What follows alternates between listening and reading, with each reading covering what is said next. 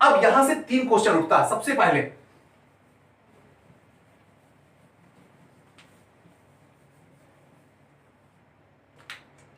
पहला क्वेश्चन उठता है कि एनसीईआरटी क्या है। जब तक ये सब क्वेश्चन आप अपने दिमाग में नहीं रखिएगा तब तक एनसीईआरटी पढ़ के भी क्या कर लीजिएगा, समझ में नहीं आएगी। दूसरा क्वेश्चन है एनसीईआरटी क्यों पढ़े, और तीसरा क्वेश्चन जो है एनसीईआरटी कैसे पढ़ें। अगर आप किसी भी सब्जेक्ट को पढ़ रहे हैं, दुनिया में कोई भी काम कर रहे हैं, अगर ये तीनों चीज पता चल जाए, क्या, क्यों और कैसे, अगर ये क्लियर हो जाए तो उस फील्ड के आप बेताज बादशाह हैं, कोई नहीं आपको हिला सकता है। लेकिन प्रॉब्लम है कि ये तीनों हमको समझ में आती ही नहीं है और ना ही हम इसको समझने की कोशिश ही करते हैं, और यही वजह होता है कि हम एनसीईआरटी से दूर हो जाते हैं और एक वक्त ऐसा आता है कि आईएससी हमसे दूर कर देता है। फिर सक्सेस कहां से लगेगा, सोच के देखो। तो सबसे पहली बात आते हैं कि एनसीईआरटी है क्या। एनसीईआरटी है क्या, इसके बारे में पहले सोचो और कोशिश करो इसको समझने की कि एनसीईआरटी है क्या। सबसे पहली बात है कि एनसीईआरटी जो है गवर्नमेंट की बुक है, एक। दूसरी बात है कि एनसीईआरटी एक आपका बेस बनाती है। अगर आप जिस चीज की तैयारी कर रहे हो उसकी बेस बना रही है एनसीईआरटी, और बिना बेस बनाए हुए कभी भी मंजिल ऊपर बन ही नहीं सकती है। समझिएगा, बेस है एनसीईआरटी। कहने का मतलब अगर मैं यहां पे आपसे पूछूं कि ताजमहल में वो कौन सा चीज आपको खूबसूरती दिखती है, तो क्या बताओगे आप? कि अगर ताजमहल में जाओ, मैं लेके चलूं और पूछूं कि ताजमहल में क्या दिखता है, तो क्या बताओगे?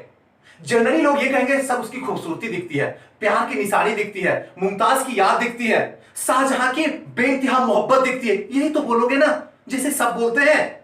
लेकिन क्या कभी देखे हो कि उस ताजमहल की इतनी सारी खूबसूरती जो है उसके नींव पे खड़ी है? वो नींव दिखता है? नहीं दिखता है। लेकिन सबसे बड़ा जो इंपॉर्टेंट रोल अदा कर रहा है वो नींव कर रहा है, क्योंकि उसकी खूबसूरती उस नींव के बिना जीरो है।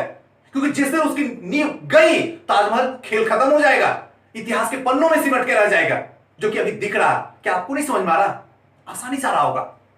उसी तरीके से अगर आप आईएएस बनना चाहते हैं, आप एसडीएम बनना चाहते हैं, तो आपको इस नींव को अपनी जिंदगी में उतारना पड़ेगा। जब तक आप इस नींव को नहीं उतारिएगा तब तक मंजिल तो आपसे बहुत दूर है जी, कोसों दूर है।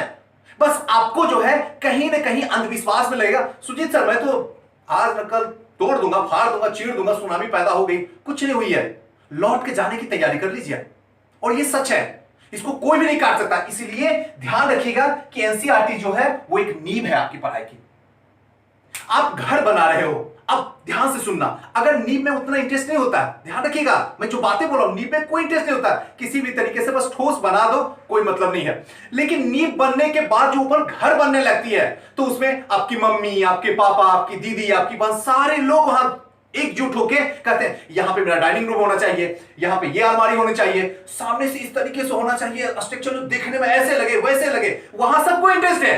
लेकिन उसकी नींव में किसी को कोई इंटरेस्ट नहीं है, कोई इंटरेस्ट नहीं है, कोई दिमाग ही नहीं लगाना चाहता। मेहनत का काम है ना, आसान थोड़ी है, बस लगता है देखने में कि आसान है। वैसे ही जैसे अगर कह दिया जाए कि डेली घूमिए आपके स्वास्थ्य के लिए अच्छा है, तो है तो बड़ा आसान, लेकिन सुबह उठना कौन चाहता है? सोच के तो देखिए एक बार। सेम कहानी ये भी वही अदा करता है एनसीईआरटी। आप घर के अंदर मार्बल्स न लगाइए, आप घर के अंदर जो है रॉयल पेंट मत कीजिए, तब भी रहा जा सकता है। लेकिन अगर बेस आपका कमजोर है तो उस घर में रहना खतरों से खाली नहीं है। सेम कहानी यही है। आज आप लोग का घर जो है बर्बाद हो रहा है, उजड़ रहा है, आपका 2 साल 4 साल जो समय चला गया, उसके पीछे सिर्फ जिम्मेदार यही है कि आपने बेस को ही नहीं बना पाया। और यही वजह है कि आज न कल 1 साल 2 साल के बाद तो आपको जाना ही पड़ेगा, क्योंकि अब वक्त कहां है मनाने का, अब तो खेल खत्म हो गया।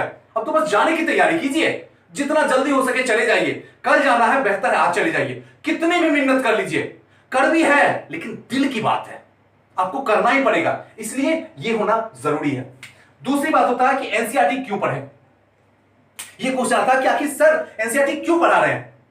इसीलिए क्योंकि इसको लिखने वाले जो राइटर होते हैं, 1-2 राइटर नहीं होते हैं, यह अपने एक टीम लिखती है, जो उस टीम के एक्सपर्ट होते हैं, उस फील्ड के बेताज बादशाह होते हैं, जहां पे एक अशुद्धियां तक नहीं निकाल सकते हो, एक डाटा का मिसअंडरस्टैंडिंग नहीं निकाल सकते हो। इसके डाटा और इसके फैक्ट भी जो होते हैं वो 110% सही होते हैं। इसीलिए बात आ जाता है कि एनसीईआरटी पढ़ो, और सबसे बड़ी बात है कि ये आसानी से हिंदुस्तान के हर शहर में मिल जाती है, हर शहर, हर कस्बे, हर गली में मिलती है।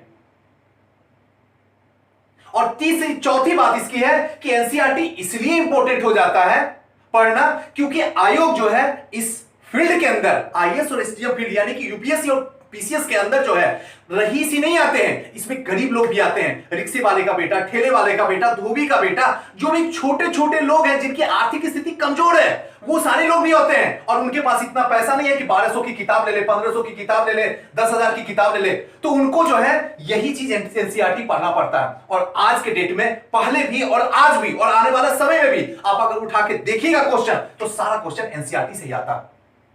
थोड़ा सा घूमता है क्वेश्चन, लेकिन रहता एनसीईआरटी से ही है, क्योंकि समझता है आयोग कि अगर एनसीईआरटी से देंगे तो सारे लोग को हम कवर कर सकते हैं। और क्वेश्चन तो यही सारा, लेकिन फिर भी हम क्या सोचते हैं, एडवांस बुक ले लेंगे। इस बार एडवांस बुक आपको बताएगा, समझाएगा नहीं। पहले तो समझ लो, समझ आ कहां रही है, इसलिए थोड़ा सा ध्यान रखना है तो हो जाएगा। तो समझ में आ गया कि एनसीईआरटी क्यों पढ़ें, अब क्लियर होगी। नेक्स्ट जो आता है सबसे इंपॉर्टेंट कि एनसीईआरटी पढ़ें तो कैसे पढ़ें। सबसे बड़ी बात यही होती है कि अब तक तो सुजीत सर जो भी बताए सारा चीज अंदर में चला गया और कमाल भी कर जाएगा, लेकिन सबसे लास्ट में जो क्वेश्चन आप रखते हो ना, सबसे बड़ा जो क्वेश्चन होता है यही होती है हमारी लाइफ में कि पढ़े तो कैसे पढ़े। एनसीईआरटी पढ़ने के लिए कोई दिमाग लगाने की कोई जरूरत नहीं है। एनसीईआरटी पढ़ने के दो तरीके हैं। एक चीज तो पहले ये कंफर्म कर लो, एक तो होता है कि अगर मान लीजिए कि पॉलिटी आप उठाए तो पूरा का पूरा पॉलिटी पढ़ जाइए, यानी 6 से लेके 12 तक। दूसरा होता है कि पॉलिटी जो है पढ़ लिए, पॉलिटी एक 6 क्लास की पढ़ लिए, उसके बाद समाप्त कर दिए, उसके बाद हिस्ट्री पढ़ लिए फिर 6 क्लास की, उसके बाद साइंस पढ़ लिए फिर 6 क्लास की, उसके बाद जो है ज्योग्राफी पढ़ लिए 6 क्लास की। ये दो मेथड है और दोनों मेथड अच्छा है, बुरा नहीं कर रहा, लेकिन मैं जो प्रिपेयर आपको करवाना कोशिश करता हूं कि पॉलिटी पढ़िए ये मेथड से, चैप्टर वाइज। सबसे पहले पॉलिटी अगर लिए तो क्लास वाइज पढ़िए, 6 क्लास पढ़ लिए, उसके बाद 7th क्लास पढ़ लीजिए, 8th क्लास पढ़ लीजिए, 9th क्लास पढ़ लीजिए, 10th पढ़ लीजिए, 11 पढ़ लीजिए और 12 पढ़ लीजिए। ये सबसे पहला पॉइंट है, इसको आप दिमाग में नोट कर लीजिए कहीं भी। ये कभी गलती मत कीजिए कि हिस्ट्री पॉलिटी का 6 पढ़ लिया उसके बाद हिस्ट्री में उतर गए, तो कभी सही नहीं हो पाएगा, क्योंकि यहां पे दिमाग का खेल है। आपका दिमाग इतना स्ट्रॉन्ग नहीं है कि ये चीज को कैच कर ले। आप अपने दिमाग को भी परखिएगा ना, दिमाग कैसे चल रहा है, आपसे बेहतर मैं कैसे जान सकता हूं, क्योंकि आप जो दिमाग है आपके पास में, एक कॉमन माइंड ये कहता है कि अगर हिस्ट्री पढ़ रहे हो तो 6 से लेकर 7, 8, 9, 10। अब देखो इससे कमाल क्या होगा, सबसे पहले इसकी भी समझ लो यार, यहां से जिज्ञासा बढ़ेगी, यहां से, क्योंकि 6 जब पढ़ोगे तो लगे अच्छा 6 में पढ़े तो पॉलिटी में अच्छा राष्ट्रपति पढ़े थे, अच्छा तो अब राष्ट्रपति के बाद क्या आएगा, अच्छा प्रधानमंत्री भी पढ़ना है, प्रधानमंत्री में क्या होता है, उसके बाद आगे चले तो अच्छा राज्यपाल पढ़ना है, राज्यपाल में क्या होता है, चुनाव आयोग पढ़ना। तो उससे क्या होगा, एक तरीके से सीरीज में चलेगी, और जब सीरीज में कोई भी चीज चलती है तो दिमाग उसको कैच कर लेता है, फिर लाख कोशिश कर लो दिमाग से बाहर नहीं निकलेगा। और जब सीरीज तोड़ तोड़ के करोगे तो फिर दिमाग को कैच करने में कंफ्यूजन पैदा होती है, वो दिमाग समझ नहीं पाता है कि ये बंदा अभी तुरंत रात में हिस्ट्री पढ़ा है और फिर सुबह में जो जाके पॉलिटी पढ़ रहा है, फिर रात में जो है साइंस पढ़ रहा, तो दिमाग जो है वो जो इंफॉर्मेशन मिल रही है उसको सही तरीके से इंफॉर्मेशन नहीं मिल रही है, क्योंकि टूट टूट के इंफॉर्मेशन मिल रही है, और उससे क्या होता है, ये माइंड जो है ऑब्जर्व नहीं कर पाती है आपके डाटा, और यही वजह होता है कंफ्यूजन का घर बन जाता। तो बेहतर है इस तरीके से रहिए, जिज्ञासा को पैदा करते रहिए और आगे बढ़ते रहिए। नेक्स्ट आता है कि जब एनसीईआरटी आप पढ़ते हैं, एकदम ध्यान से सुनिएगा, जब आप एनसीईआरटी पढ़ते हैं